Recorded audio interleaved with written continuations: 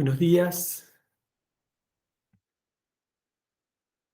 Buenos días. Voy admitiendo a la gente que va, va llegando. Para ustedes es temprano, es muy temprano, son las 8:09. Para mí es un poquito más tarde, es pasada las 13 horas. Les pido disculpas por no haber podido estar presencialmente, pero bueno, me encuentro en Madrid, en otro uso horario, así que no me quedaba más remedio que hacer la clase por videollamada. Hoy vamos a comenzar otro capítulo diferente de lo que veníamos trabajando hasta ahora. Igualmente, al igual que lo hicieron en las clases presenciales, si necesitan preguntar algo, hagan la pregunta, pueden usar el chat y intentaré verlo, y si no, abran el micrófono y hagan la pregunta por micrófono. La próxima clase seguramente también sea por este medio. Y la tercera, ya, si Dios quiere, voy a estar en forma presencial ahí con ustedes. Trataré de responder también a las preguntas que aparezcan por Moodle. Veo que han estado activos, muchos preguntando. La terminamos un poquito antes a la clase. Me están preguntando sobre el horario de fin de la clase. Sí, no se preocupen, voy a terminarla a tiempo como para que lleguen al campus. Si por alguna razón se me va un poquito la hora, por favor, avísenme, pero no creo que me despiste tanto.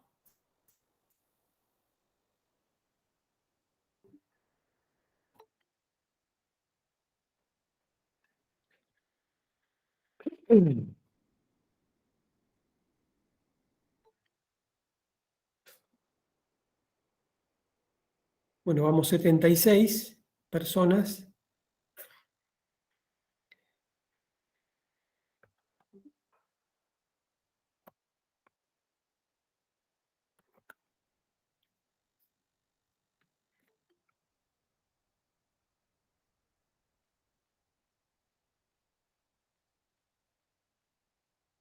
Voy a ir emitiendo a más personas, pero vamos a comenzar. Vamos a comenzar, así no se nos hace tarde y avanzamos lo más posible.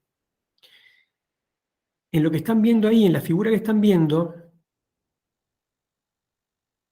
lo que se ve es el esquema de una computadora, de un sistema de computación muy simplificado, pero que está formado por 4 partes. Es muy fácil identificar 3 de esas 4 partes, pero la cuarta es la más difícil y es la que les voy a preguntar a ustedes a ver quién la descubre. El sistema de computación tiene el procesador, memoria principal y dispositivos de entrada-salida. Bueno, de hecho, es un sistema interconectado, ¿no es cierto? De procesadores, memorias y dispositivos de entrada-salida. Entonces, los componentes, los 4 componentes, son procesadores, 1, memorias, 2, dispositivos de entrada-salida en general, colectivamente 3. ¿Y cuál es el cuarto? ¿Cuál es el cuarto componente? A ver si lo descubren. Es una palabra que está ahí, está dicha la palabra.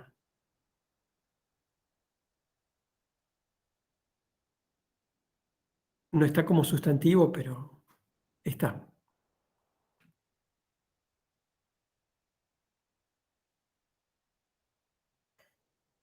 ¿Cuál es el cuarto componente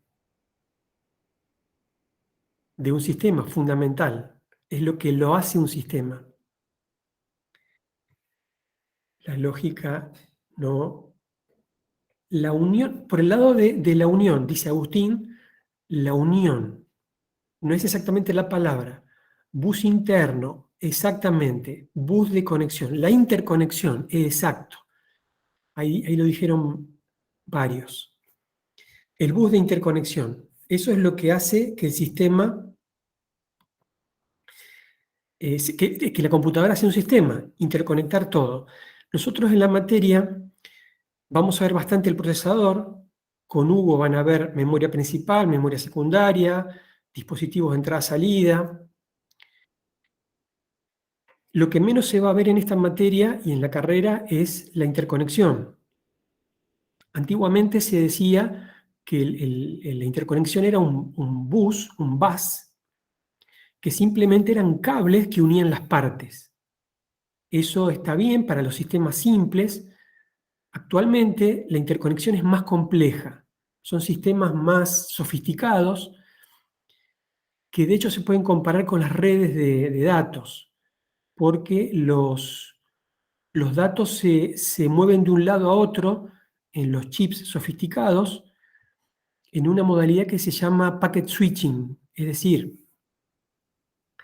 existen routers o enrutadores adentro del chip que van llevando los datos del origen al destino, desde el dispositivo iniciador al dispositivo receptor, o master slave, se suele decir también, aunque ese vocabulario está un poquito cuestionado por las cuestiones del racismo, la palabra slave.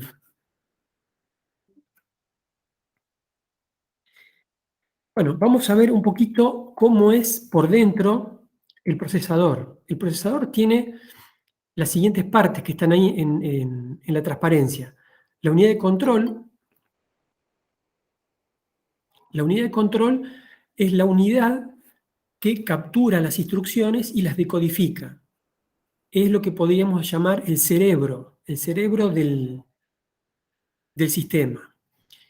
Luego está la unidad, la llamada unidad aritmético-lógica, que es la unidad que hace las operaciones aritméticas y lógicas.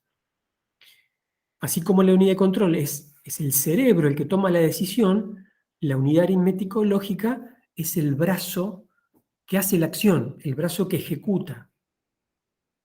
Luego, otra parte que es importante es el banco de registros, que es una pequeña memoria donde están los datos que van a servir de operandos para las instrucciones. Si se hace una suma, los operandos salen del banco de registros y el resultado va a parar al banco de registros.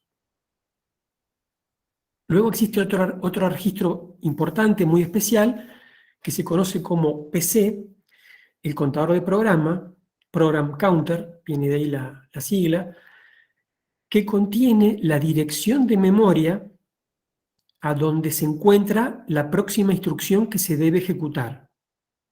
¿Se entiende eso, no es cierto? Es el apuntador, el puntero a la dirección de memoria a donde está la próxima instrucción, donde debe ir el procesador a capturar esa instrucción. Confírmenme si se entiende bien qué es el PC. Si no, lo repasamos un poco. Es fundamental entender qué es el PC.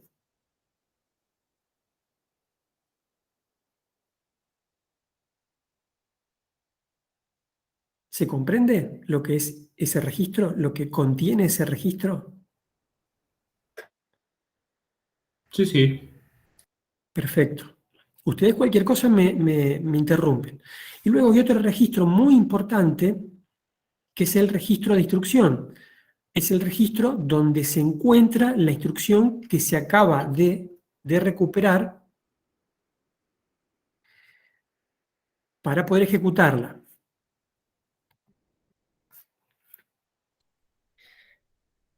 En realidad, la ejecución de instrucciones es un proceso muy repetitivo. Ustedes van a ver que, si bien es complejo, el diseño interno, las particularidades del procesador, en realidad lo que hace es algo muy repetitivo.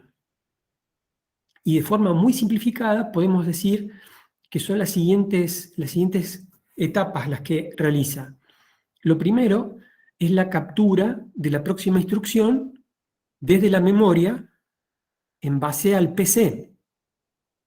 Entonces, el procesador captura la próxima instrucción. Una vez que la captura, la decodifica. ¿Qué quiere decir que la decodifica? Que descubre qué tipo de operación hay que realizar. Una suma, un salto o la que sea, de su conjunto de instrucciones admisible. Entonces, cuando la tiene decodificada, lo que debe hacer es ejecutarla. Ese es el tercer paso. Y eso lo hace, como les decía recién, la unidad aritmético lógica. Y si es necesario guardar un resultado, no siempre se guarda un resultado. Imagínense que si hay un salto, lo que hace la instrucción es decidir si se bifurca el flujo de ejecución o se continúa con la siguiente dirección de memoria. ¿Sí? Si se continúa con la siguiente dirección de memoria o se salta a otra dirección de memoria. Ahí no hay ningún resultado que guardar, pero en una suma, operaciones de ese estilo, sí que hay que guardar los resultados en la memoria y ese es el cuarto paso. Y eso se hace de forma repetitiva, a mucha velocidad. Ustedes piensen que la frecuencia de reloj de los procesadores modernos es de gigahercios, gigahertz. Entonces, son millones de veces por segundo. Por eso las computadoras son rápidas, pero lo que hacen es esto mismo repetitivamente. Esto, por supuesto, que está bastante simplificado. En los procesadores modernos no se captura de a una instrucción y no se ejecuta de a una sola instrucción. Se captura de a varias y se ejecutan varias en paralelo con toda la complejidad que ello implica, ¿no? Las interdependencias y demás. Pero vamos a ir a lo básico. Vamos a entender primero lo básico y luego vamos a ir comprendiendo lo que hacen los procesadores modernos, multicore, etc.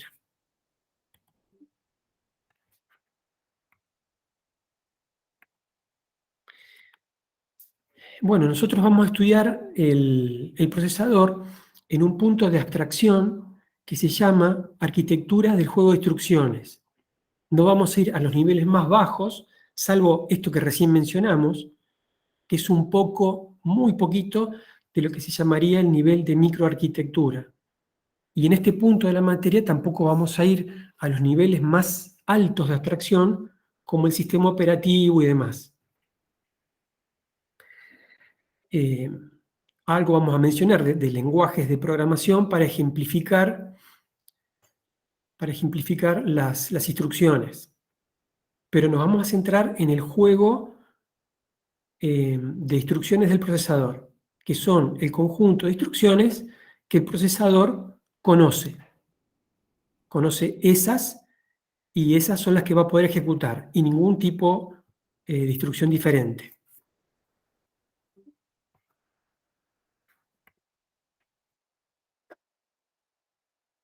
¿Cómo vamos hasta acá?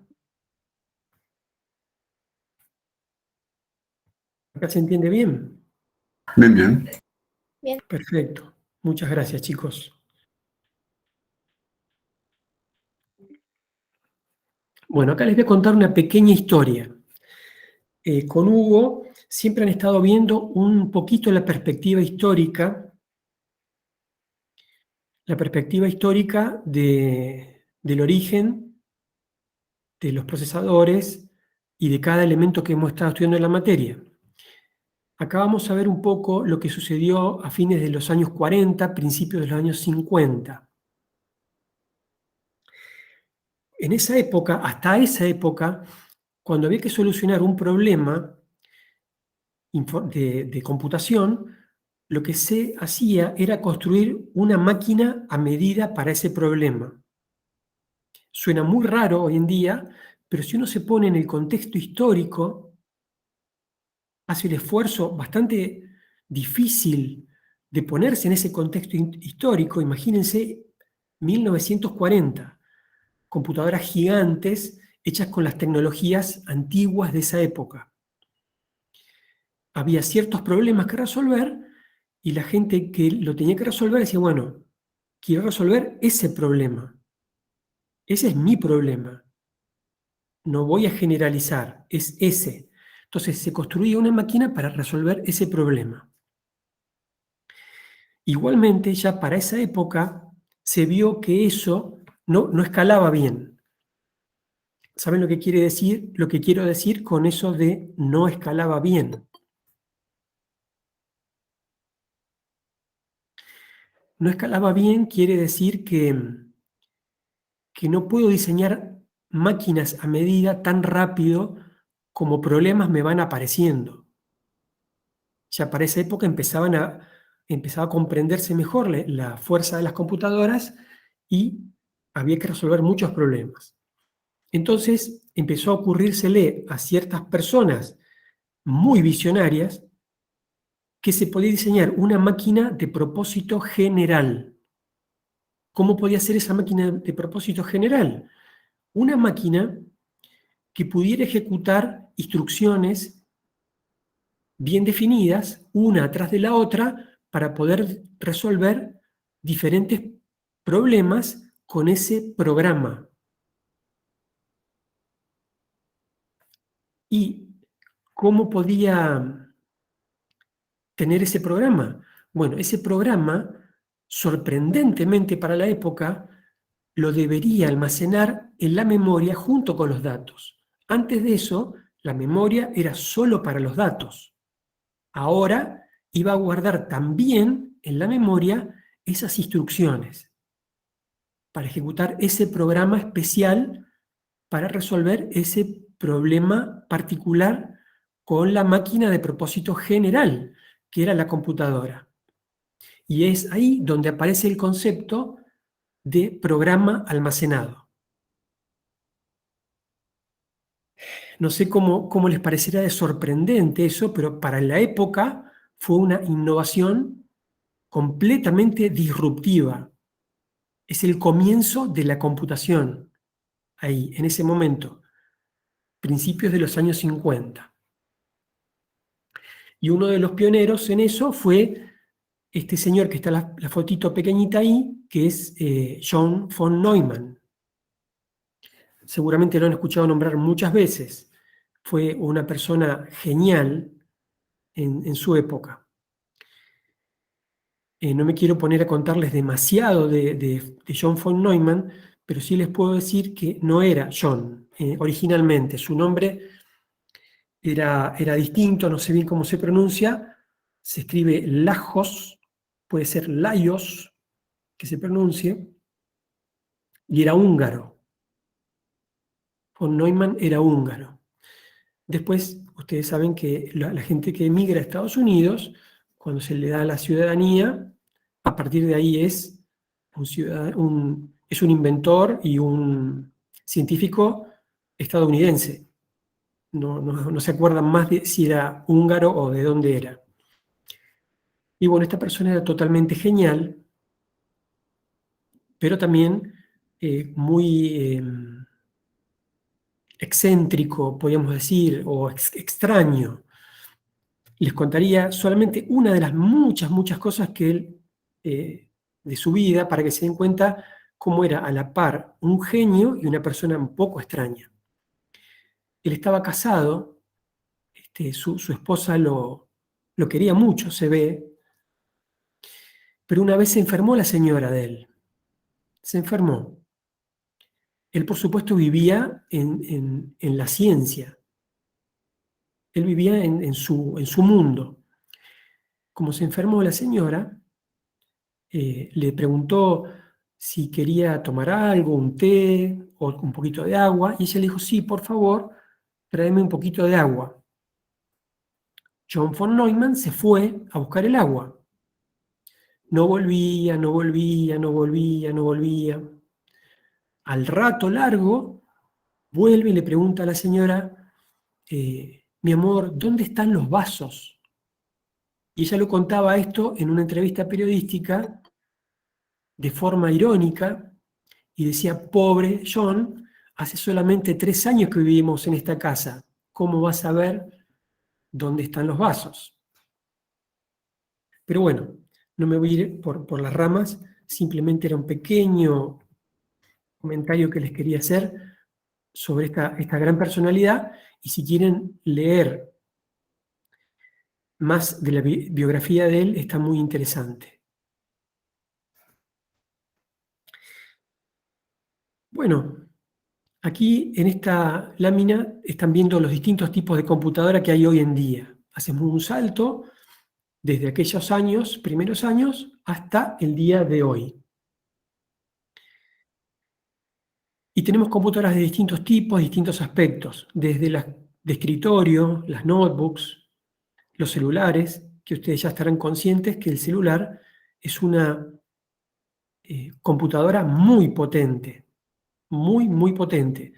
Se puede incluso googlear y ver a la supercomputadora de qué año equivale el celular que ustedes tienen hoy en día.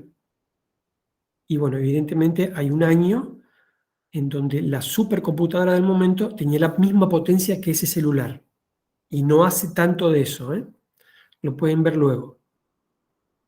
También estamos viendo ahí un data center y bueno, Profe, ese es el dron de los gringos de bombardeo, ¿no? El que está ahí en el medio. sí, sí. En realidad podría haber otros usos, pero tengo entendido que algo muy parecido a eso se usaba En para Ucrania. bombardeo. En Ucrania el dron Bayraktar TV2 que le Ajá. mandaron los turcos. Ah, mira. Sí, sí. Sí, como ustedes saben, la tecnología se puede usar para distintas cosas, para ayudar, para crear valor o para destruir.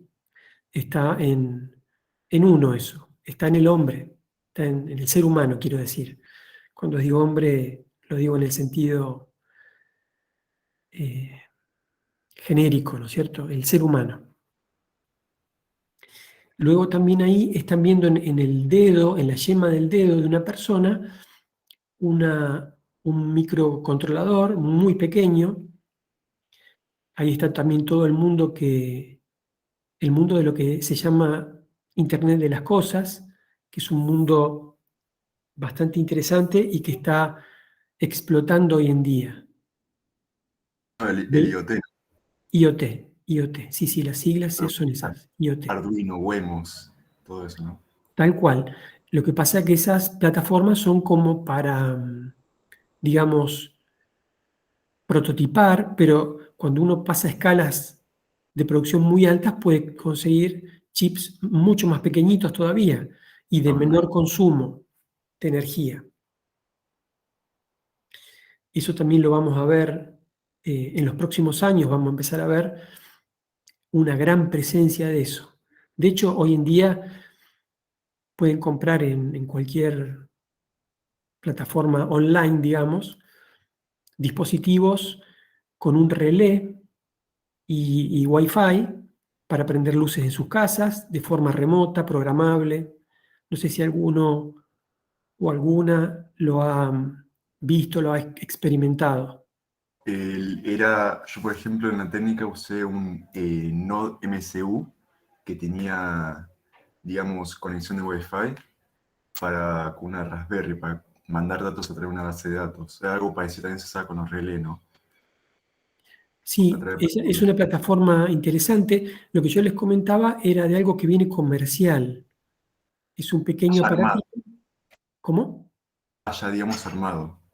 Bien armadito, un pequeño dispositivo con un relé Wi-Fi y que uno lo conecta a las luces de su casa o a cualquier aparato que quiera prender y apagar y controlar. Y bueno, debe salir como 2.000 pesos o algo así. No tengo el precio justo, pero por ahí debe andar.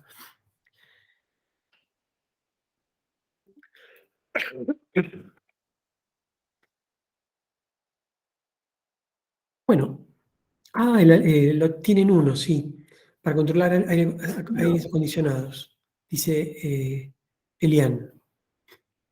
Está muy bien, muy interesante con sensor de temperatura en ese caso. Bueno, variedades de computadoras hay muchas. Nosotros por ahí nos creemos, cuando hacemos programas y demás, que tenemos... Un segundito, por favor, voy a...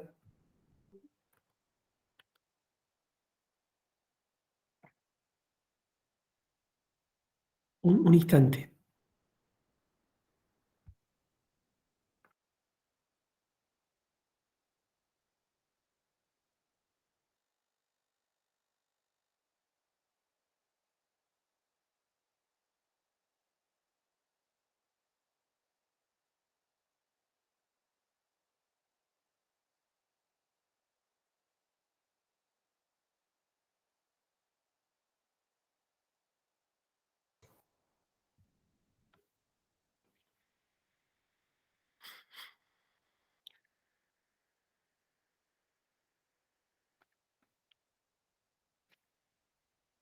Bueno, vamos a ver una pequeña cosa que es la que está en la presentación ahora, y es lo que se llamó arquitectura von Neumann. También se le da crédito a otra gente que trabajó con von Neumann en esa época. Eckert Mauchly. Lo que se conoce como arquitectura de von Neumann es eso que está ahí, que están los 4 componentes que hablamos al principio: el procesador, la memoria, los dispositivos de entrada-salida y la interconexión. La interconexión está hecha de tal manera, en la primera versión, en el primer diseño, está de tal manera que en la misma memoria están los datos y las instrucciones, y por esa razón ambas cosas compiten por el mismo recurso, que es el bus. ¿Sí? No pueden ir las dos cosas a la vez. Primero va una instrucción, después se intercalan instrucciones y datos. Entonces, en esta arquitectura primitiva, el bus era un cuello de botella. Quiere decir que era el limitante. Estaba limitado el diseño al bus.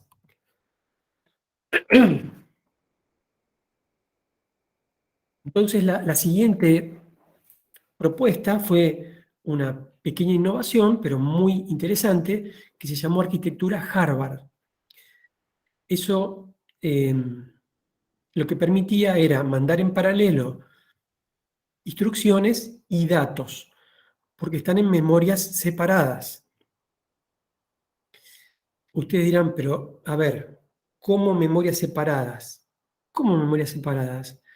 Yo abro la PC y hay una tarjeta o varios slots con la memoria principal, pero si hay un solo slot, ¿cómo es que hay 2 memorias? Una para las instrucciones y otra para los datos, de manera que se puedan transmitir en paralelo ambas cosas en esta arquitectura Harvard. ¿Cómo puede ser eso? Los dejo pensar 10 segundos. Acá Santi dice un rango de memoria distinta. Eso está bien, era lo que sucedía en la arquitectura von Neumann. Cada cosa estaba en su zona. Pero acá estamos hablando de 2 memorias físicamente distintas conectadas a 2 buses físicamente distintos.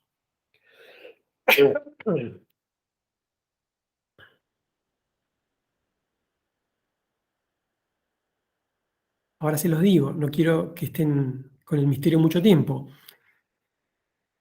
A nivel del procesador, el procesador no se conecta directamente con la memoria principal. El procesador se conecta directamente con unas memorias rápidas que se llaman memorias caché. Y esas memorias sí que están separadas, las de instrucciones y la de datos. De hecho, cuando ustedes empiecen a estudiar, a ver bien cómo es el tema de las memorias caché, está la caché de datos y la caché de instrucciones. Ahí es donde se materializa esta arquitectura Harvard. ¿Se entiende?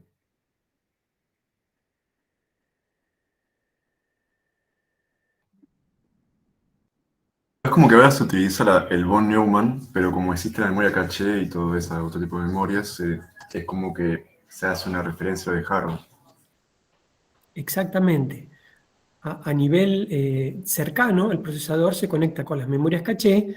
De hecho, hay varios niveles de caché, por lo menos 3 en los procesadores modernos. Caché de nivel 1, donde están separadas instrucciones y datos, y en el nivel 2 también. Después al final puede haber un nivel de caché unificada, ya ahí es una sola, pero se enmascara esa transmisión a la memoria principal. De hecho, luego, como hay aciertos en la caché,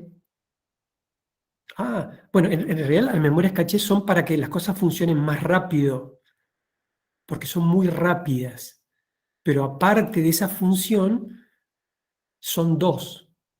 Aparte de ser rápidas, son dos. Está interesante descubrirlo.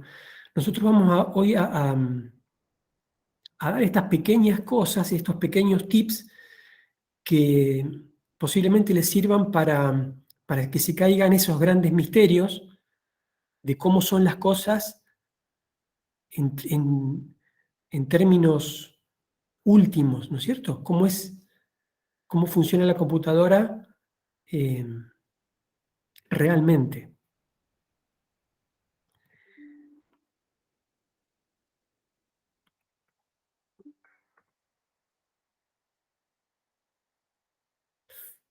Bueno, entonces, ahora sí, sin más preámbulos, vamos a ver qué es esto de la arquitectura del juego de instrucciones. Este nivel se llama también ISA, Instruction Set Architecture, y arquitectura del juego de instrucciones.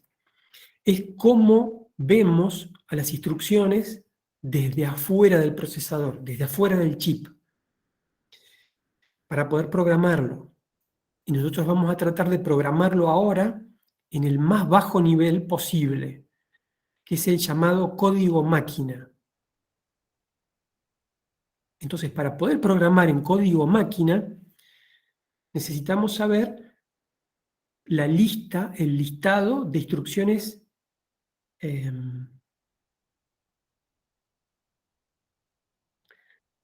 ahí hace un comentario. A ver, lo voy a leer con cuidado. Más adelante vamos a estudiar que hay diferentes tecnologías, unas más caras, menos integrables, más rápidas. Las memorias. Las memorias. Sí, eso lo vamos a ver con más detenimiento luego, cuando se vea memoria principal, ¿verdad, Hugo? Si querés habilitar el micrófono, tranquilo. Sí, Elías, no te quería distraer, le decía a los chicos para que lo vayan leyendo, en realidad, que más adelante vamos a estudiar cómo funciona este tema de los cachés. Ahí Julieta decía que no sabía que eran memorias. Bueno, además de que son memorias que tienen otra tecnología, que andan más rápido, ¿sí? Y después vamos a estudiar por qué, ¿sí? Un caché acelera realmente el procesamiento. Lo vamos a ver en unas clases más adelante. Gracias, Hugo. Bueno, entonces, ahora vamos a ver bien el tema del juego de instrucciones. El juego de instrucciones es el listado de instrucciones que el procesador puede ejecutar. Como les decía, como ejemplos, sumas, restas, operaciones lógicas, saltos, incondicionales, saltos condicionales, bueno, todo ese listado de instrucciones. Pero además también tenemos que saber de dónde van a sacar los operandos esas instrucciones. Eso forma parte del ISA. Y también tenemos que saber qué registros se usan en esas instrucciones. Entonces, bueno, ¿qué son las instrucciones? Son los comandos que la computadora entiende, los comandos que la computadora puede ejecutar. hay un nivel, que es el nivel que la máquina entiende, es el único nivel que la máquina entiende, y acá me gustaría detenerme, y vamos a volver mucho, insistir mucho sobre eso, porque es fundamental para un programador, un profesional de la informática, entender perfectamente qué es lo que verdaderamente ejecuta un procesador. El procesador solamente ejecuta código máquina, ejecuta instrucciones en binario, ceros y unos. Ahora, como sabrán, como comprenderán, nosotros no podemos. Vamos a hacer unos ejercicios de programar en código máquina, ahora en un momentito. Pero es un ejercicio que vamos a hacer una sola vez en toda la carrera, para saber cómo se hace, qué es eso, y ahí se cae ese famoso misterio, pero se van a dar cuenta que la productividad de hacerlo de esa manera es malísima. Entonces necesitamos programar en un lenguaje de más alto nivel. El lenguaje inmediatamente arriba del código máquina es el lenguaje de ensamblado o ensamblador, que son las mismas instrucciones, pero escritas en formato de texto con las instrucciones en lo que se llama mnemónico. Son pequeñas palabras que nos recuerdan qué instrucción es. Por ejemplo, si queremos hacer una suma, usamos el mnemónico ADD. Si queremos hacer una resta, hay un mnemónico que se llama sum. Y así, para los saltos, instrucciones lógicas, está AND, OR, XOR. Esos son los mnemónicos. Pero ese nivel es un nivel que vamos a escribirlo y es texto. El procesador no comprende texto. El procesador va a comprender las instrucciones que se obtienen a partir de ese código de ensamblado, que son los ceros y unos del código máquina. Lo único que entienden las computadoras es código máquina. El profe consulta, ¿el lenguaje ensamblador es el lenguaje de más bajo nivel que hay o hay otros todavía más de bajo nivel? Realmente el de más bajo nivel de todos es el código máquina, pero inmediatamente arriba está el lenguaje de ensamblado o ensamblador. Luego, también vamos a ver que hoy en día ya nadie programa en ensamblador. No, por suerte. Por suerte, no. También es muy malo para la productividad. Programamos en lenguajes de más alto nivel, C, C++ y otros tantísimos que cada uno conocerá, y a lo largo de la carrera van a ir aprendiendo quizás alguna decena de lenguajes. De hecho, cuando terminan la carrera van a aprender tantos lenguajes que si alguien les pregunta cuántos lenguajes saben, quizás alguno diga todos. Ah, ¿cómo ninguno, Eliseo? No, van a aprender muchos lenguajes. De hecho, con el manual, con un poco de instrucción, van a tener todo el conocimiento como para, no sé, en 6 meses ser bastante...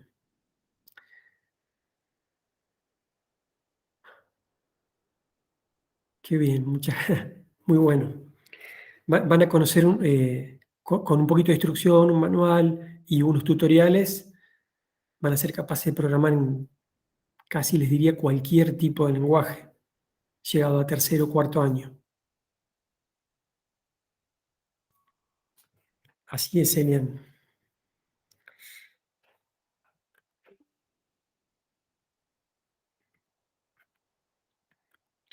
Bueno, entonces ahí ven en ese pequeño dibujito que tienen el código en un lenguaje de alto nivel.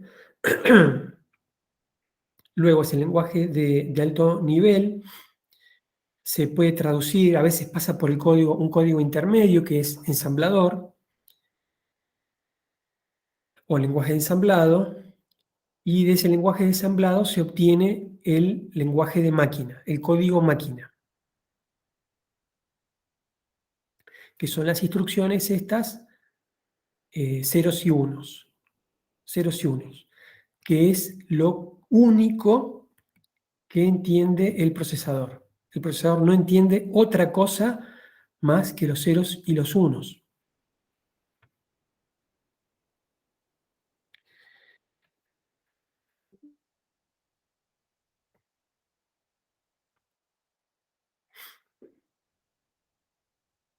Bueno, acá me gustaría detenerme un segundo.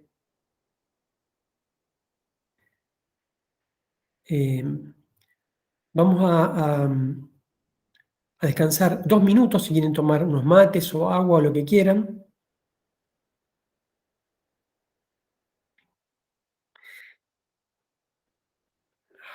Voy a ver qué se ha dicho por ahí por el chat. Se dijo muchas cosas. Les decía a los chicos que están inquietos por el tema de Pascal, que yo en la última clase les voy a enseñar por qué les enseñan a programar con Pascal, ¿sí? Porque digamos, está instalado eso de que, ¿por qué Pascal es un lenguaje viejo? En la TUDAI les enseñan con un lenguaje más nuevo y a nosotros nos enseñan con Pascal, ¿por qué? Bueno, eso lo vamos a hablar en la última clase. Porque es muy importante que entiendan que una formación de ingeniero es distinta a una formación de técnico y bueno, y que hay un tema que tiene que ver con los paradigmas mucho más importante que con los lenguajes en sí, ¿no es cierto? Bueno, eso lo vamos a hablar en la última clase, no te quiero sacar de tema. ¿Sí? Así que bueno, la última, anótenselo chicos porque la última lo vamos a hablar. Bueno, lo que vamos a ver ahora es un pequeño ejercicio. Déjenme 2 minutitos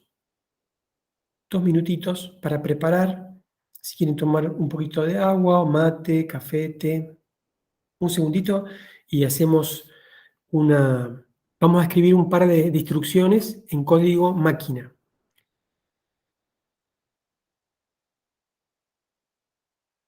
Dale, dale.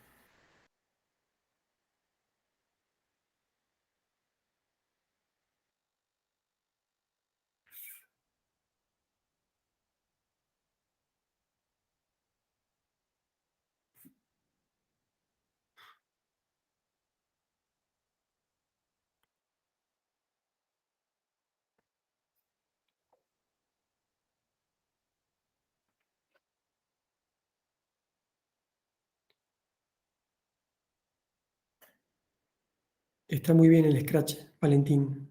Muy bien. Para aprender. De hecho, hay jardines de infantes, escuelas primarias. Ajá, en la secundaria, por supuesto, sí, sí.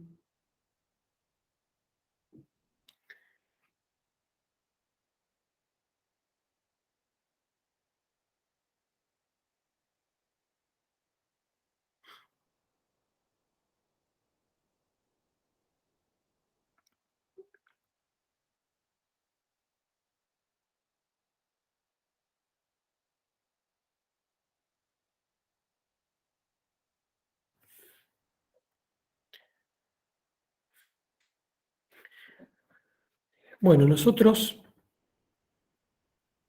lo que vamos a estudiar en esta materia es la arquitectura del juego de instrucciones de un procesador particular que se llama MIPS. Es un procesador real. Ahora vamos a ver, en un ratito les cuento más del MIPS. Pero para que sea un poquito más interactivo, quería parar acá un segundo y construir algunas instrucciones de MIPS en código máquina.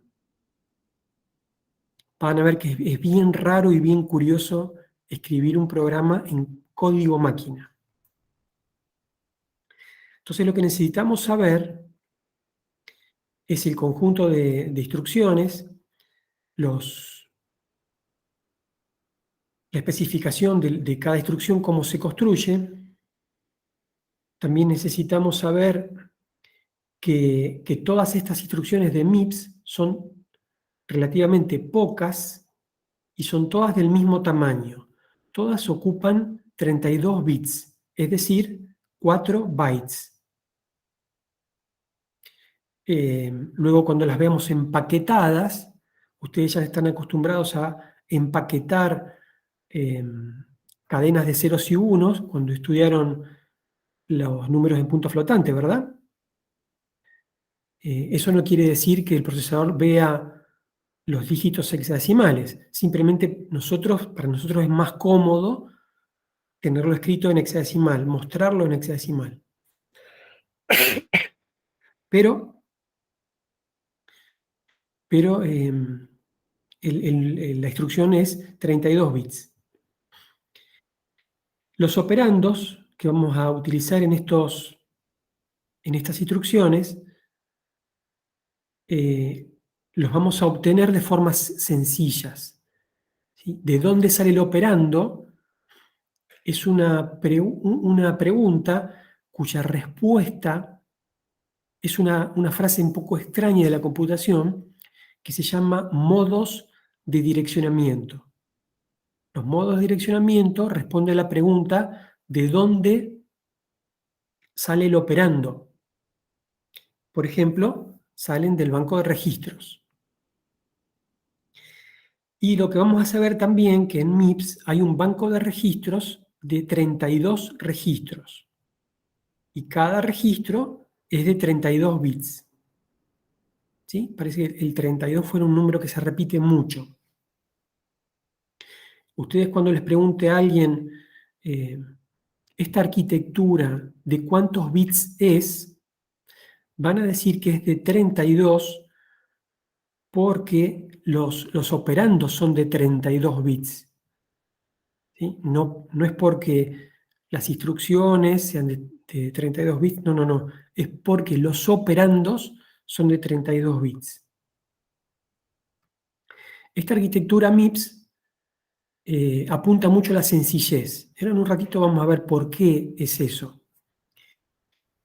Pero para que sea sencillo, existen solamente 3 formatos. Las instrucciones obedecen a 3 formatos. Uno de los formatos es el tipo R. El formato tipo R divide a esos 32 bits en campos, los campos que están viendo ahí. Ahí en un color azul, a extrema derecha y extrema izquierda, van a ver lo que se llama OP, código de operación, y funct, como función. En el tipo R se usan los dos para especificar qué instrucción particular es. Luego los operandos están en RS y RT. Son todas instrucciones, de hecho se llama tipo R porque las operaciones son entre registros. ¿Sí? Esos 32 registros que tengo, voy a sacar mis operandos de ahí y voy a guardar el resultado ahí mismo. Entonces, ¿de dónde van a salir? Van a salir del campo RS y el campo RT. Fíjense que voy a ocupar 5 bits para RS y 5 bits para RT, porque con 5 bits puedo indicar cuál de los 32 registros voy a utilizar. Con 5 bits puedo direccionar 32 direcciones, 32 posiciones. Recuerdan eso, ¿no? Lo tienen bien, se ve claramente, ¿no es cierto? Es importante eso. Está la cantidad de bits justita para poder direccionar. Tal cual, Agustín. Y bueno, el registro RD es el registro de destino a donde va el resultado de la operación, que sea Son operaciones tipo sumas, restas y operaciones lógicas. Luego hay un campo que se usa solamente para las instrucciones de desplazamiento, los shift. Vamos a ver algunos ejemplos de eso. No van a ser el caso que vamos a ver ahora en el primer ejemplo. Entonces, esa es la estructura de las instrucciones tipo R. Especificación de qué instrucción puntual es, dos registros de destino, dos registros de origen, dos operandos, un registro de destino. Vamos a tratar de hacer entre todos este ejemplo. Quiero escribir en código máquina una instrucción de suma que en mnemónico se llama add, y el código de operación es 032. Quiere decir que en OP va un 0 y en el campo funct va un 32. Y vamos a sumar los contenidos de RS y RT y el resultado lo vamos a guardar en RD. ¿Quiénes son los que vamos a sumar en este ejemplo puntual? R17 y R18, y lo voy a guardar el resultado en R16. Del mismo modo que ustedes construían los números en punto flotante con un signo, exponente, mantisa, intentemos con lápiz y papel armar esta instrucción en código máquina, con ceros y unos. Luego que tengamos la instrucción con ceros y unos, vamos a empaquetar ese número binario en hexadecimal. Bueno, si tienen un papelito por ahí, anímense, yo también lo voy a hacer acá al lado mío. Vamos a dedicar unos minutitos. Y va a ser la primera instrucción que van a escribir en código máquina auténtico.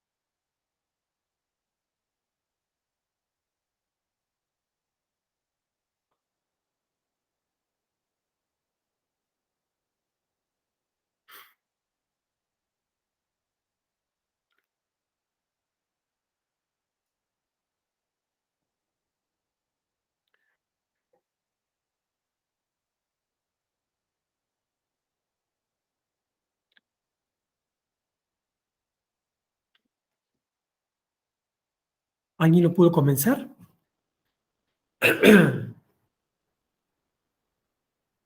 Profe, ¿cómo se hace la suma? No, no hay que hacer la suma. No hay que hacer la suma. Simplemente hay que construir la instrucción que va a sumar. En el campo RS hay que poner un 17, en el campo RT un 18 y en el campo RD un 16. El campo Chamt, Shift Amount, va en 0. Ah, bien, perfecto. En el campo OP va un 0, en el campo Funct va un 32. Y cada uno de ellos tiene 5 vidas, así que bien, el número entra. Bien. Salvo el primero y el último que tienen 6.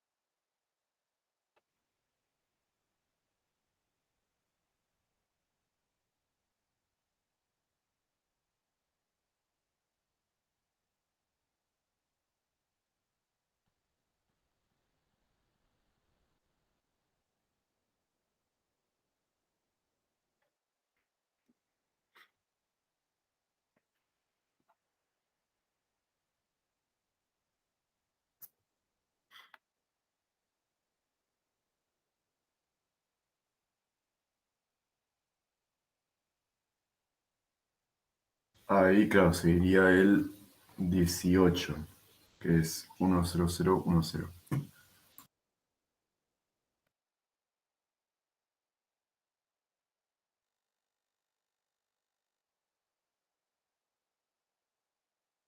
En RD el 16, ¿no? Sí, el 1 y todos ceros, 4 ceros. Hay todo cero. Y hay un 0 y todo 1, ¿no?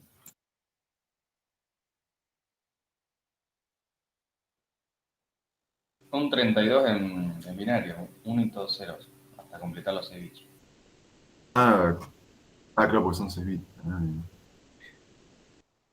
Y ahí el primer bit pesa 1, 2, 4, 8, 16. El peso del último es 32 justito.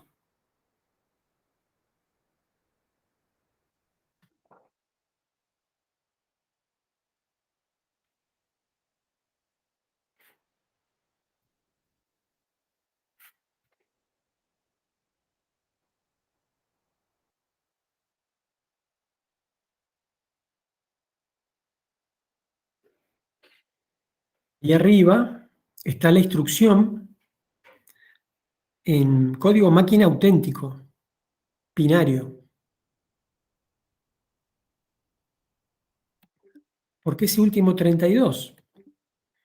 Fíjense que la especificación de la suma se hace entre OP y funct. Las dos cosas son necesarias para este formato tipo R. Entonces, para que el procesador sepa que es una suma, en OP hay que poner un 0 y en funct hay que poner 32.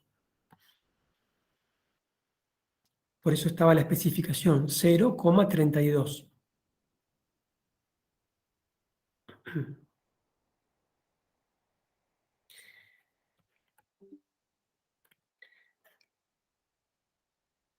Lo empaquetamos en Hexa ahora, sí, Eliseo. Pasen un par, pásenlo a ver cómo les queda.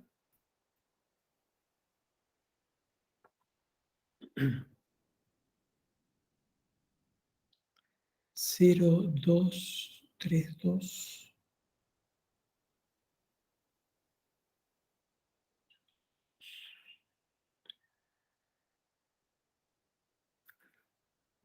Falta alguna cosita. Empezó bien, Brian, pero al final, fíjate que tienen que ser 8, 0, 2, 3, 2. Ahí está bien, Lázaro. Pero igual si alguien lo puede confirmar, estamos, exactamente, Bernardino, estamos codificando en binario, que es lo único que entiende el procesador en última instancia.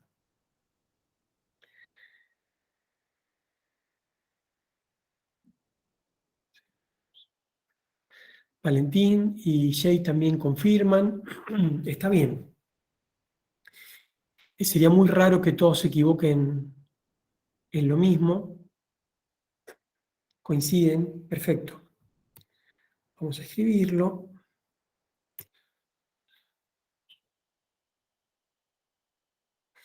Saben que hay que ir agrupando de a 4 bits para armar los dígitos hexadecimales. Acá nos quedaron todos números, pero puede ser también que queden letras y números. En otros ejemplos van a aparecer A, de la A a la F.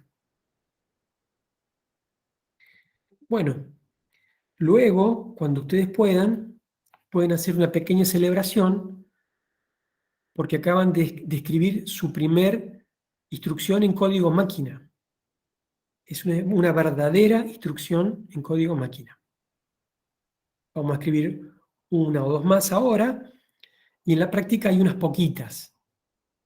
Unas poquitas. También se puede hacer el camino inverso. Dada esa instrucción, pueden ir para atrás y saber qué instrucción en ensamblador, cómo se escribe en ensamblador. Pueden desensamblarla. Eso es una cosa poco común. Hay gente muy especializada que sabe hacerlo. con asistencia de programas y demás, tiene que ver con seguridad informática, diríamos, avanzada, lo de desensamblar.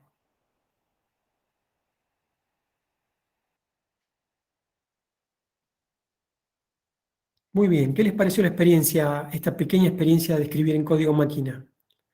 Difícil realmente no es, pero laborioso sí que es. Sí que es. Imagínense ponerse a escribir muchas de estas. La productividad es pésima.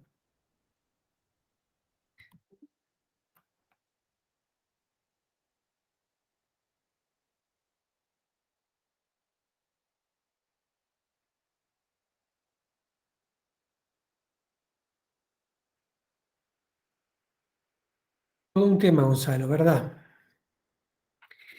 Bueno, lo que queremos nosotros es que se sepa cómo son las cosas realmente en una computadora.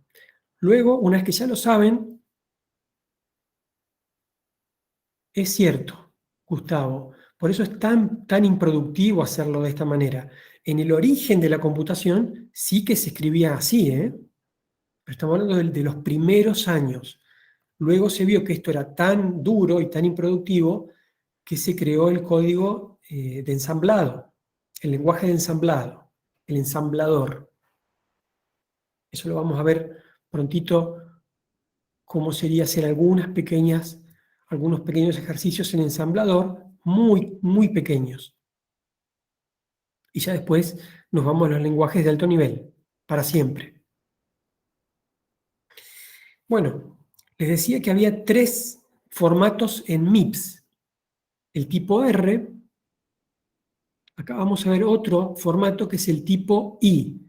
El tipo I quiere decir, o viene de inmediato. Hay un operando que está inmediatamente en la propia instrucción, en la parte baja de la instrucción, en los 16 bits más bajos de la instrucción, que es lo que estamos viendo del lado derecho, los 16 bits de la derecha. Ahí hay un operando. En este caso, el código de operación solamente está contenido en el campo OP. Cuando es de tipo inmediato, el procesador sabe qué instrucción es solamente viendo los 6 bits en OP. Luego, en RS está el segundo operando y en RT va el resultado. El resultado de la operación va al banco de registros, al registro indicado en RT. No es complejo,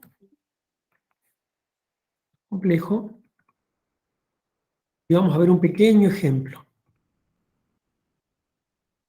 Vamos a tratar de hacer una suma con este formato inmediato, donde sumemos el registro, el contenido, ¿no?, que exista en el registro de R17. En R17 hay un valor, puede haber un 100, un 1000 o cualquier número,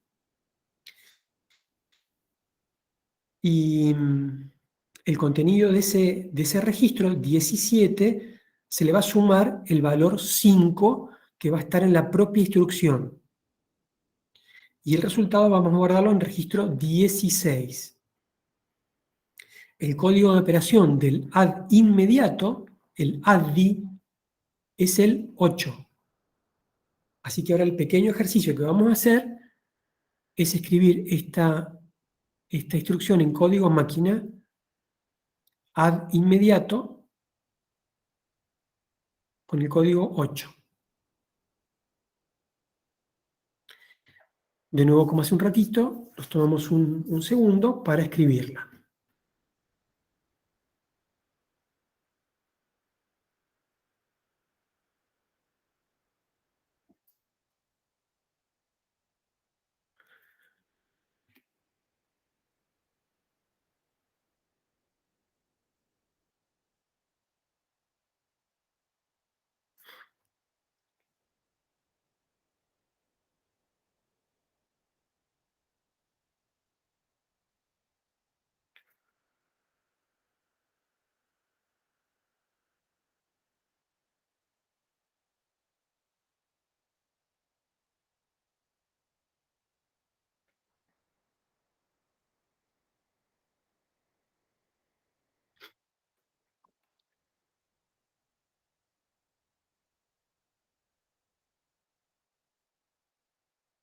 Profe, consulta.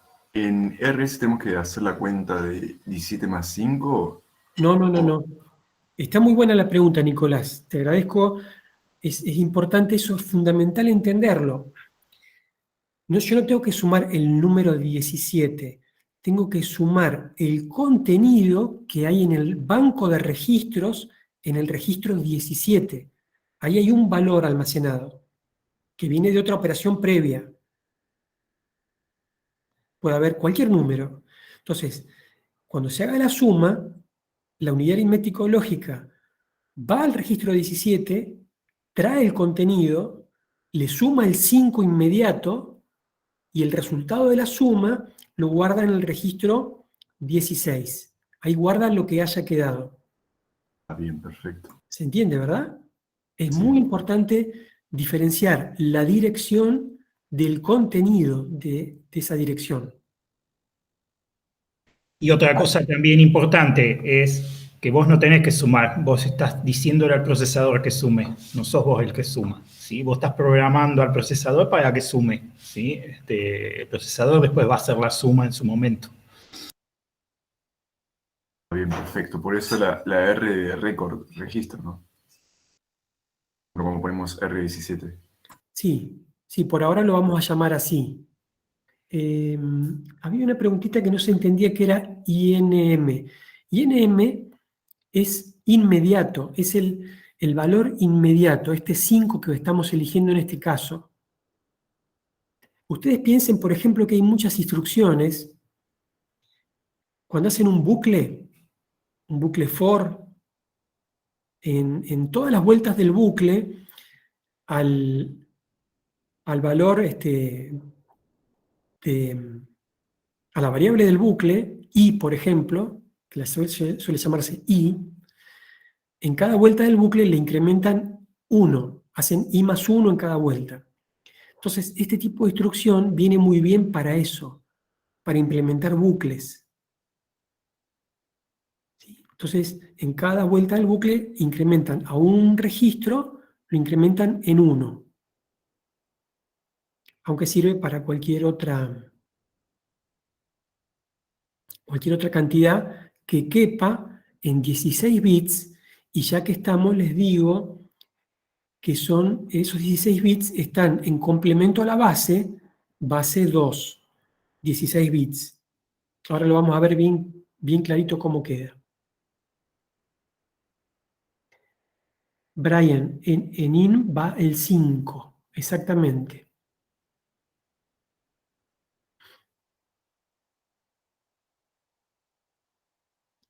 Lo del inmediato, Eliseo.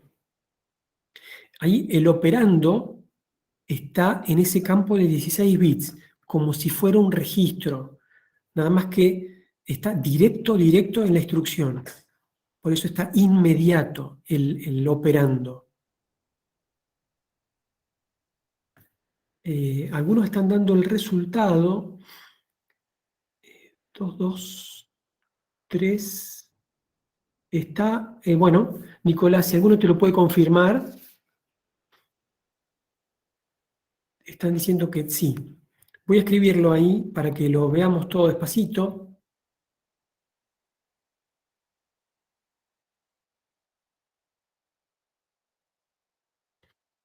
Código de operación. Habíamos dicho que era 8. 0, 0, 1, 0, 0, 0. ¿Cómo es que sé que es un 8? Acuérdense, el peso del primer dígito es 1. Pesa 2, 4. El que sigue pesa 8. El cuarto 1 tiene un peso de 8. RS y RT lo habíamos calculado recién en el ejemplo anterior. 17, 16, más 1, 17. El 16 está fácil. 1, 2, 4, 8. El quinto pesa 16. El quinto dígito binario pesa 16. Estos son 16 lugares. 1, 2, 3, 4, 5, 6, 7, 8, 9, 10, 11, 12, 13, 14, 15, 16. Y ahora tengo que poner un 5 ahí adentro. 5 es impar, acá seguro tengo un 1, 1, 2, este pesa 4, 4 más 1, 5. Y si lo voy a... la instrucción entonces me quedaría...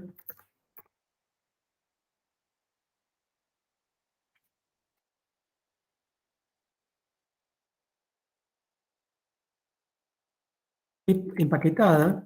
La instrucción en código máquina realmente es lo que está ahí arriba. Pero empaquetada me queda...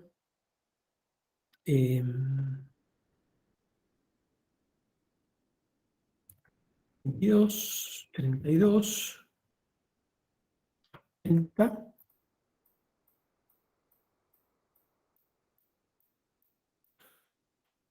5 se ve bien fácil. Están ceros hasta, hasta completar los 16 bits. Claramente tengo acá 0.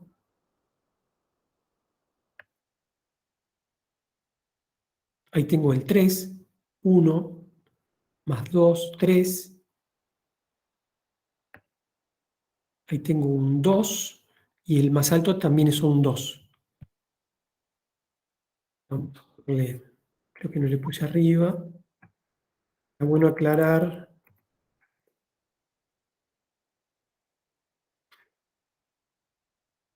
Es hexadecimal.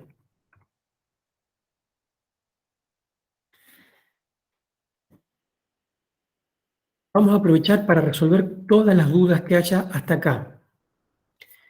¿Alguno o alguna no entendió perfectamente cómo funcionan estas dos instrucciones? La la suma común, y el add-i, que es la suma con operando inmediato, suma inmediata. No tengan ningún temor en preguntar. Siempre recuerden que esta instancia es la ideal para sacarse dudas. Después está la práctica también, por supuesto, el foro, preguntas por el foro, pero esta es una muy buena oportunidad. No tengan temor ninguno de preguntar. ¿Entendieron bien qué es esto del inmediato? Una cosa que tiene de buena la instrucción formato inmediato es que no te usa un registro. Son 32, no son tan abundantes, entonces el formato inmediato te permite ahorrar un poquito un registro. Si no existiera ese formato, ese 5 tendría que estar almacenado en algún registro, que ya no lo puedo usar para otra cosa.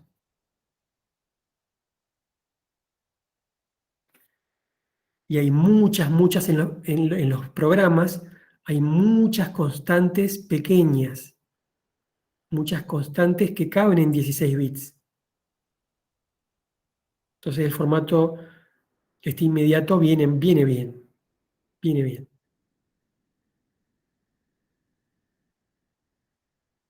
Estamos hablando todo siempre a muy bajo nivel de programación.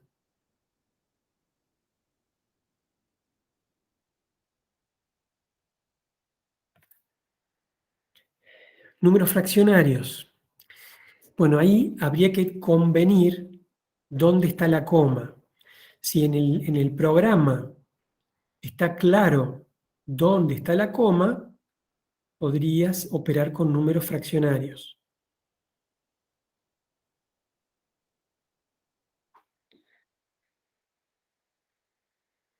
Sí, son los números de coma fija.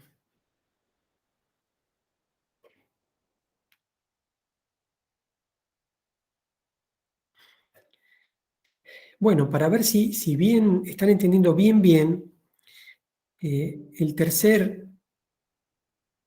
instrucción que vamos a tratar de construir es la misma que hace un instante, pero el número inmediato es -12.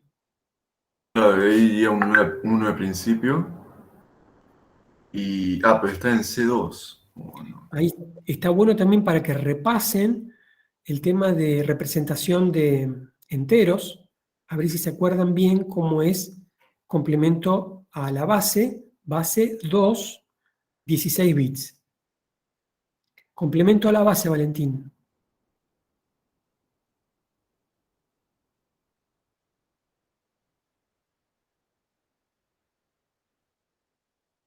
claro, como dice Brea, no es el valor máximo sumado a eso, ¿no? 2 a la 16 menos 12.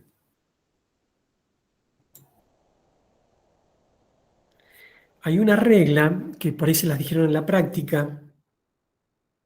Se puede demostrar eso, todas las reglas de la práctica se pueden demostrar perfectamente, pero una forma bastante fácil de obtener en complemento a 2 el número negativo es complementar todos los bits y sumar 1.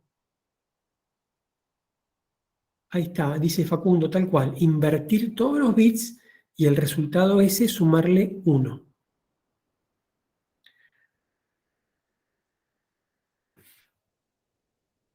A ver si se animan a hacer esa instrucción.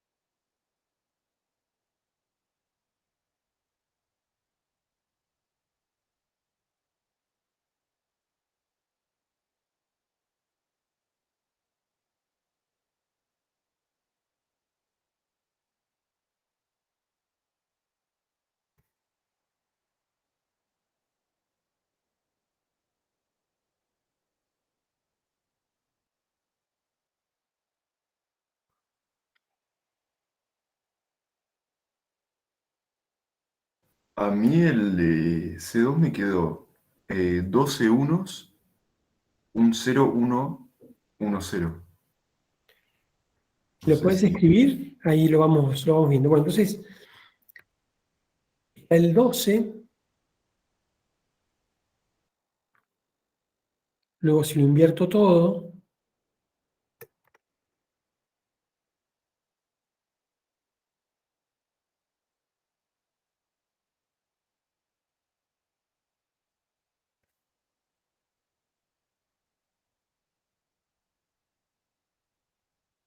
Ahí le sumas 1 y te quedaría 2 ceros. No, un 0 y un 1, ¿no? tal cual.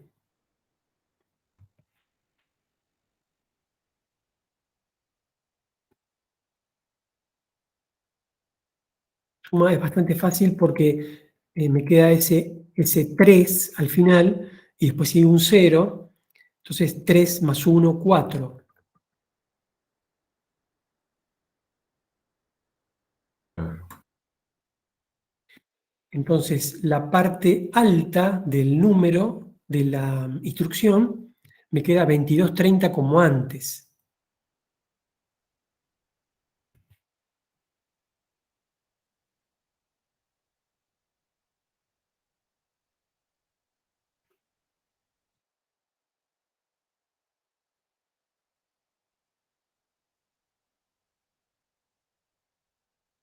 Los 230, la parte alta queda igual. La parte baja, que es la que contiene al menos 12, queda todo F. Acá también hay un error a veces que uno ve en la práctica y uno dice, bueno, ¿cómo queda esto? Y muchos ponen así, todo 1 y un 4. Es un error común. Se Ahí sería comen, 3F y un 4, ¿no? claro, se comen el amague ese de los unos, pero son 3 Fs y un 4.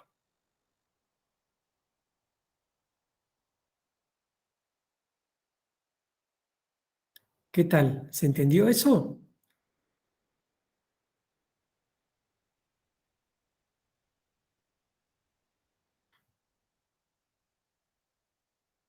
Si lo hacen por otro método a la conversión, les va a quedar igual.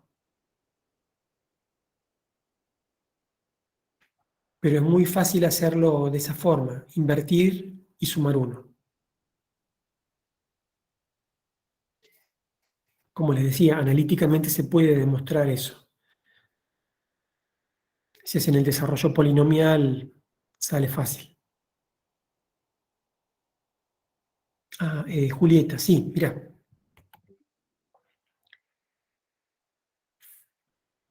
Yo acá primero, para obtener el menos 12, primero escribo el 12. Entonces, para obtener el menos 12, invierto el número, acá lo invertí todo, donde había 0 puse un 1 y donde había un 1 puse un 0. Entonces ahí está el número invertido y ahí, acá en el último renglón le sumé 1. 0 más 1, 1, 0 más 1, 1, perdón, más 1. Es 1 más 1, 2, me llevo 1, 1 más el 1 que me llevé, 2, y acá está el que me llevé, es este tercer 1, ahí está el más 1.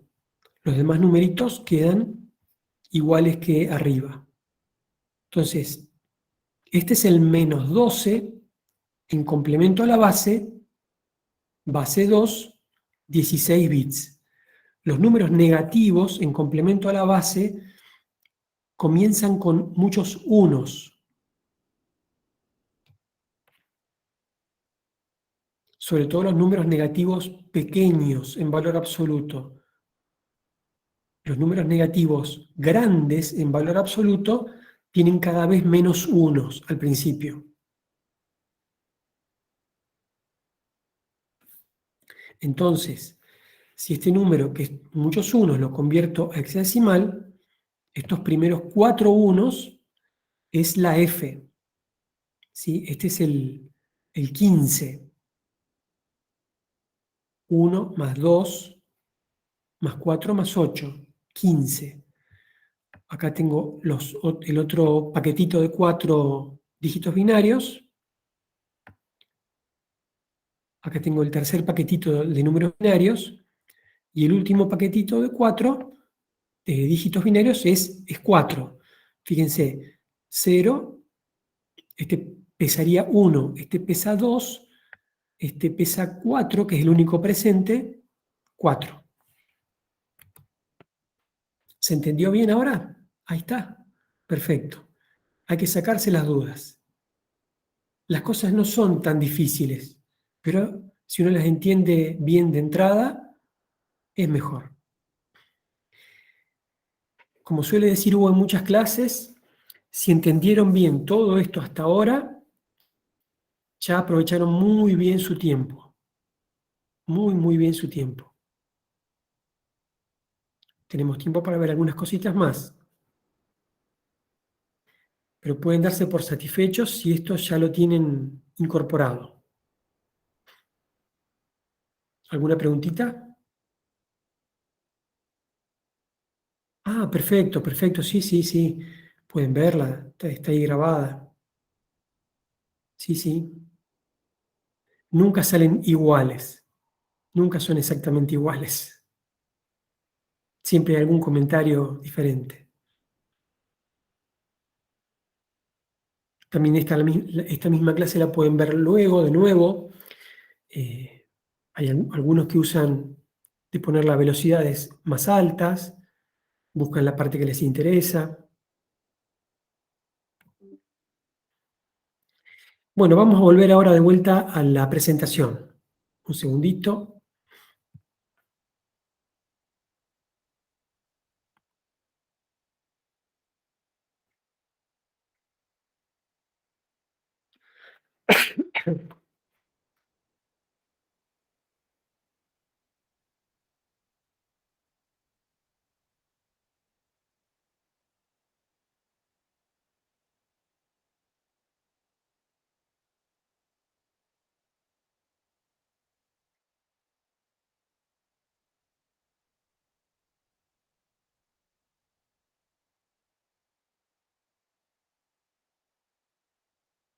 Por acá preguntan si esto entra en el diagnóstico. Yo entiendo que no. En el diagnóstico no.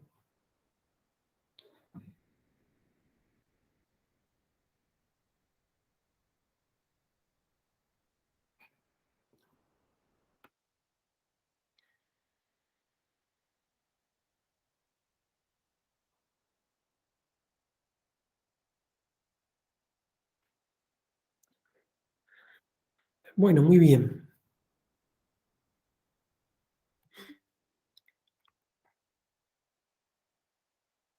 Continuamos un poquito.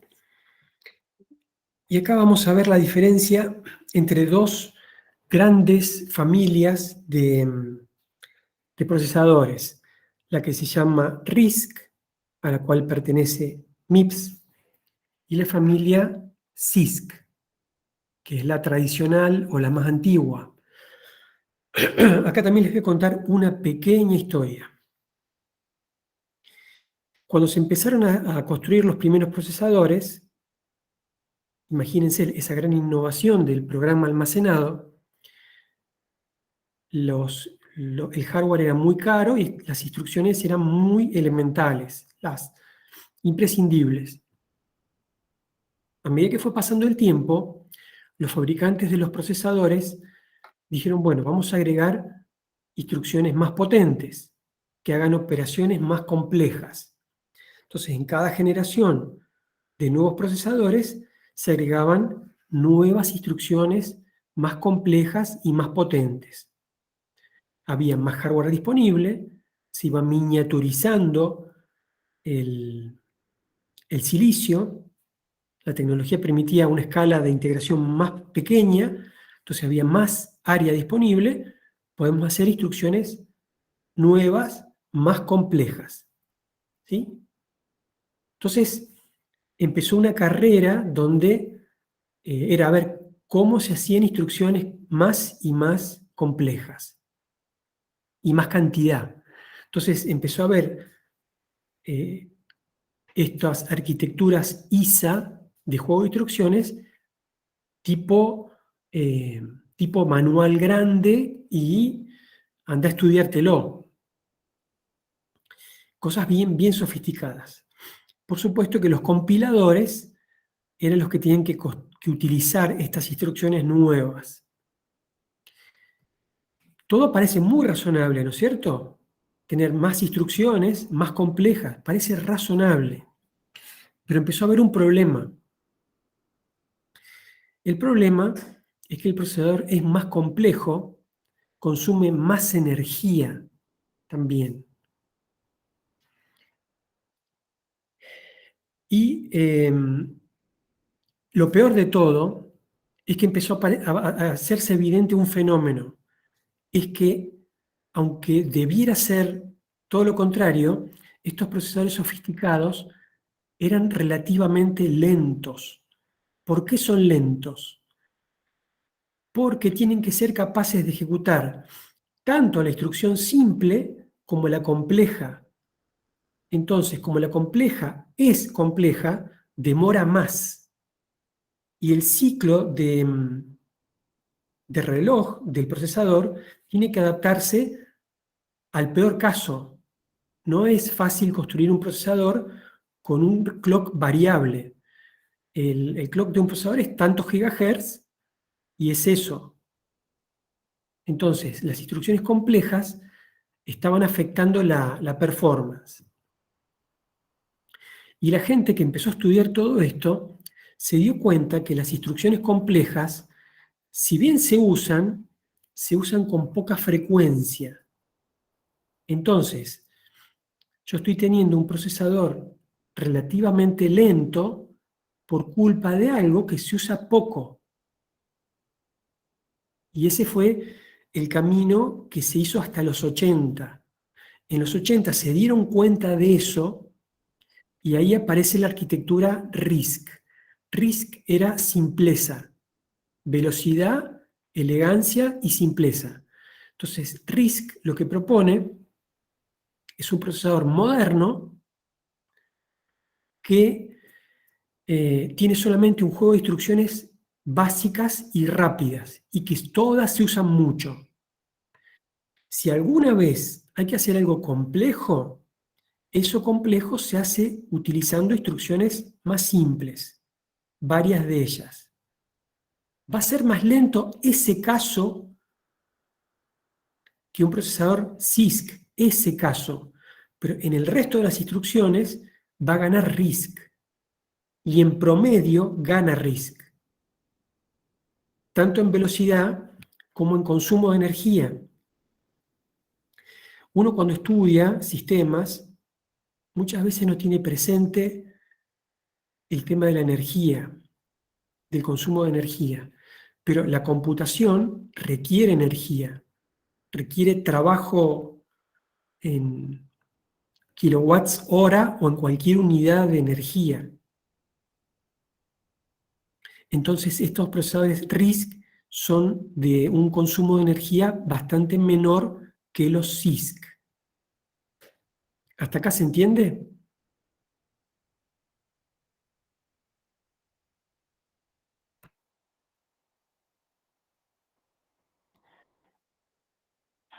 Entonces, ¿quiénes son los procesadores CISC?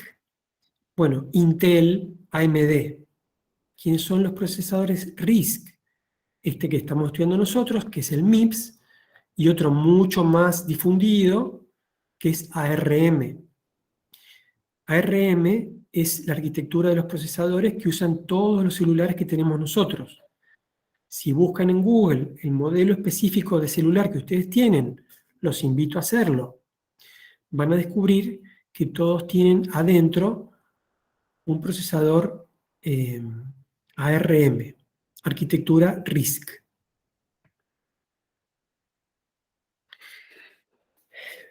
¿Qué pasó también? Cosas interesantes a tener en cuenta. ¿Por qué se sigue usando CISC? Es una muy buena pregunta. ¿Por qué se sigue usando CISC si es tecnología antigua?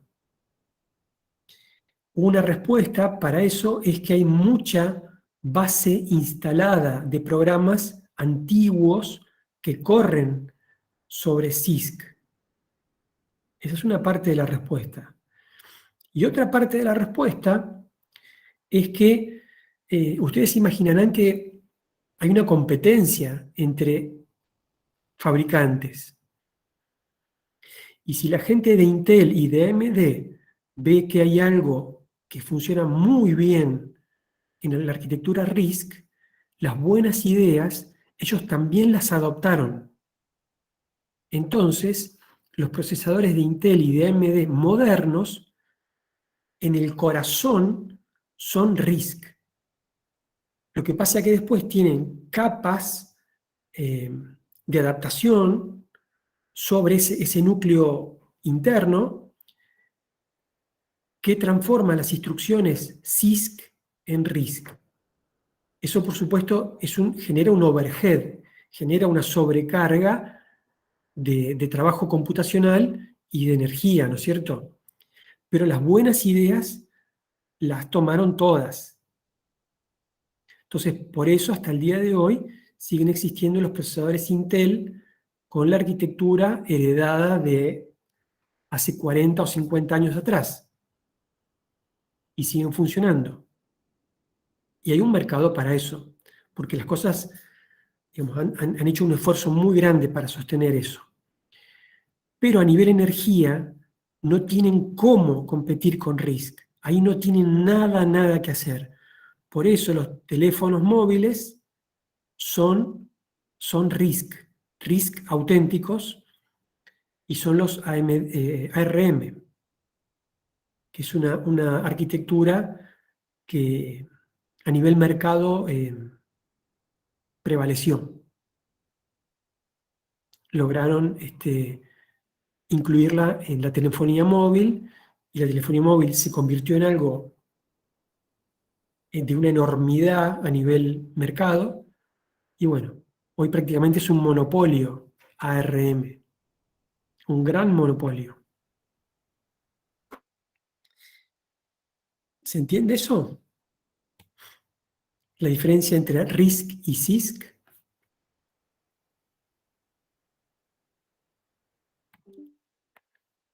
Entonces, fíjense que en el gráfico este que estamos viendo, a la izquierda, hay una instrucción CISC que es larga y otra que está abajo que es corta. Entonces son heterogéneas las instrucciones CISC, están mezcladas, cortas y largas. Tienen las instrucciones CISC, esos llamados modos de direccionamiento, son muchos y son complejos. Y son muchas instrucciones. En cambio, RISC son todas del mismo tamaño. Recién vimos que eran todas de 32 bits en MIPS. Son pocas, son sencillas, pocos modos de direccionamiento, pocos formatos. Entonces, RISC es sencillez, es la sencillez contra la complejidad y gana sencillez. Entonces nosotros para estudiar nos vamos a decantar por la arquitectura RISC en la figura del procesador MIPS, que es muy parecido al ARM, pero académicamente más estudiable, es más sencillo. A ustedes les va a parecer un monstruito, pero es el monstruito más bonito de todos, podríamos decir. Un segundito.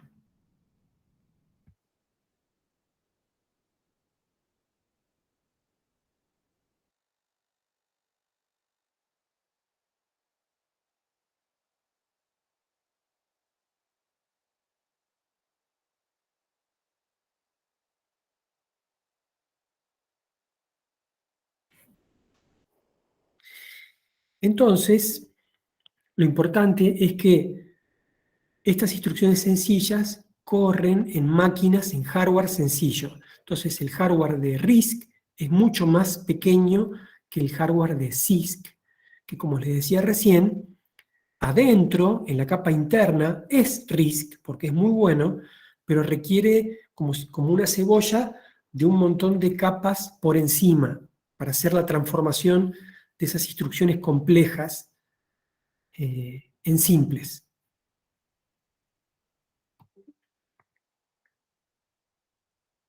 Bueno, y también vemos un poquito la diferencia entre esta arquitectura ARM, o la familia ARM, y la familia llamada x86, donde están los procesadores de Intel y de AMD.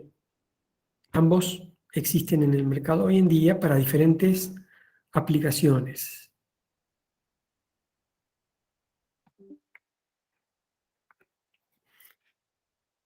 Bueno, en cuanto a estas diferentes arquitecturas de juego de instrucciones, está la x86, que es muy popular por ser de Intel.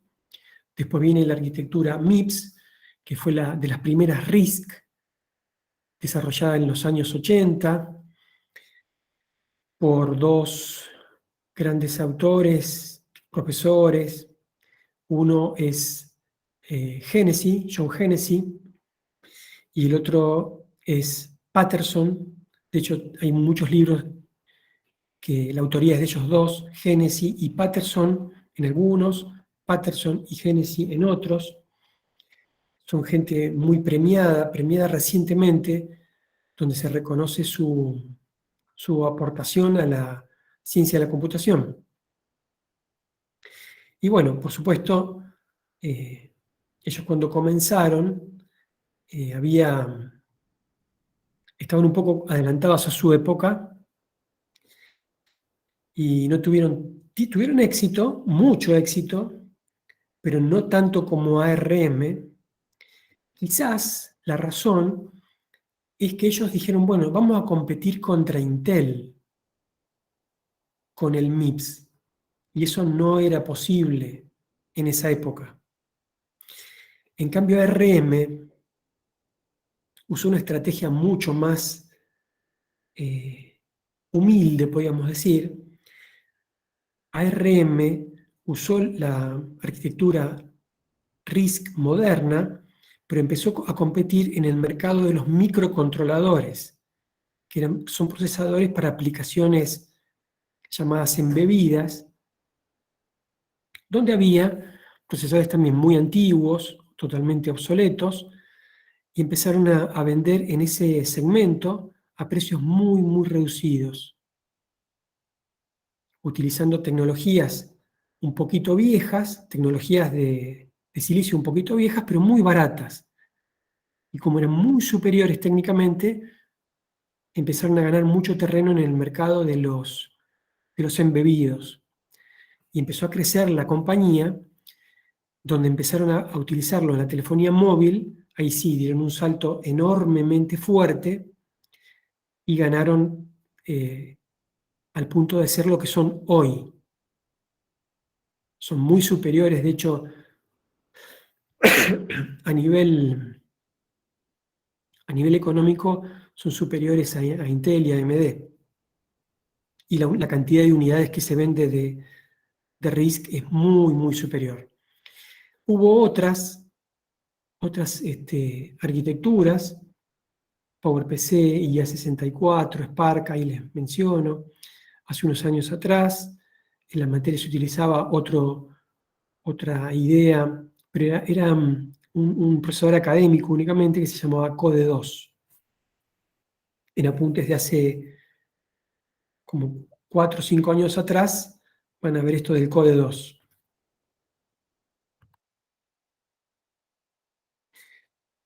Y bueno, como les digo, la arquitectura esta MIPS fue comercial en su momento, se utilizó en consolas de videojuegos y en diferentes computadoras, aunque bueno, tuvo un éxito, digamos, limitado, muy limitado comparado con su primo o su sucesor, que es ARM. Y bueno, aparte de lo que veamos nosotros aquí en las clases, en la grabación del año pasado, yo los voy a invitar mucho a leer la bibliografía.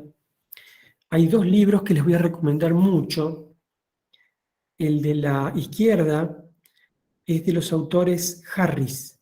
Son 2 personas de apellido Harris y Harris. Está muy, muy bien escrito. Está escrito para el nivel de segundo año, introductorio. Y es un libro muy utilizado en todo el mundo. Seguramente pueden conseguirlo. En la biblioteca creo que hay alguna copia. La verdad que se me fue con lo de la pandemia y todo, se me fue de la cabeza, pero estoy casi seguro que hay uno. Pero lo pueden conseguir. Les recomiendo mucho leerlo. Ese libro está en inglés. Creo que no hay traducción a español, pero bueno, si lo pueden leer, muy, muy recomendable. En el de la derecha es justamente estos autores que les decía, Patterson y Hennessy, los creadores de la tecnología RISC. Este libro está traducido al español, así que también pueden verlo. Lo que pasa es que el libro de la derecha, en el libro de la derecha, lo que nosotros estudiamos está en los primeros capítulos, y en el libro de la izquierda está en los últimos capítulos. Eso quiere decir que en el libro de los Harris, digamos, el nivel es el que estamos utilizando, y lo más avanzado es que está en los últimos capítulos, es esto del procesador. En cambio, el de Hennessy Patterson, Patterson-Hennessy, está en los primeros capítulos. Es decir, que ese libro está pensado para una materia tipo de tercer año. Esa es la diferencia. Si bien está en español, está pensado con un nivel un pelín más alto que el que nosotros vamos a utilizar. Igual es abordable el de la derecha y muy valioso por el tipo de autor que van a ver ahí.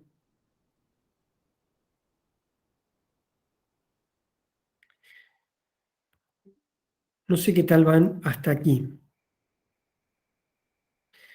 Entonces, un poco para resumir las ideas de RISC y de MIPS. Las ideas es lo que decíamos recién, simplicidad, simplicidad.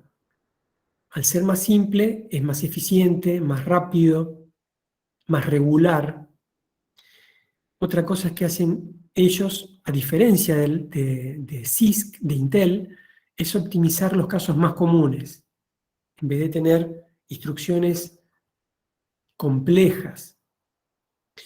Otra cosa que ven ellos es que cuando más pequeño es el procesador, es más rápido, y eso se explica porque físicamente un procesador de tamaño pequeño necesita menos tiempo para propagar las señales eléctricas de una punta a la otra.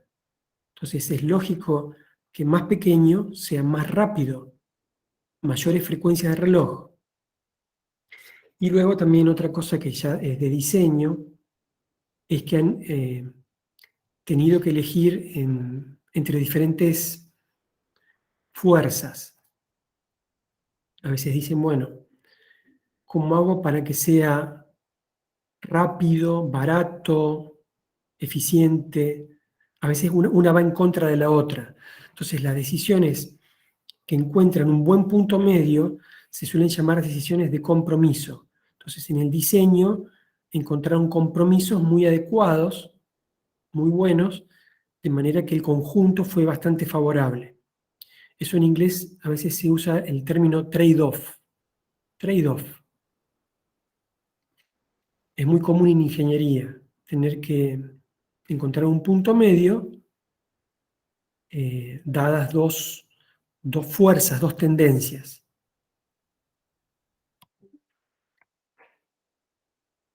Y bueno, luego vendría el juego de instrucciones. Tenemos que estudiar el juego de instrucciones, pero creo que por hoy el juego de instrucciones en lenguaje ensamblador o de ensamblado, si bien lo vamos a ver también en código máquina, pero creo que por hoy ya estaría bastante intensa la clase. ¿Cómo lo ven? Podríamos dejar acá si tienen un descanso un poquito mayor al que teníamos previsto para que puedan llegar al campus y poder estudiar la próxima materia. ¿Quieren aprovechar a hacer alguna pregunta de todo lo visto hasta aquí? ¿Hasta aquí?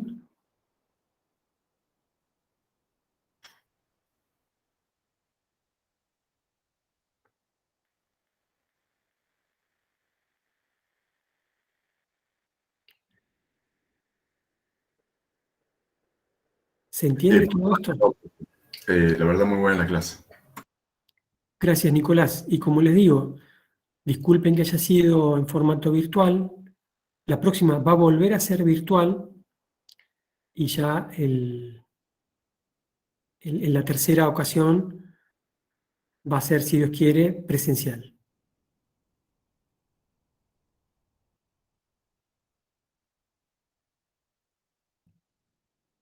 Vamos a poder aprovechar a ver material suficiente como para que hagan la práctica después del diagnóstico. No sé cómo van con la práctica. ¿Van bien con los trabajos prácticos? Bastante bien, sí, sí. Ah, Más o menos al día. perfecto, perfecto.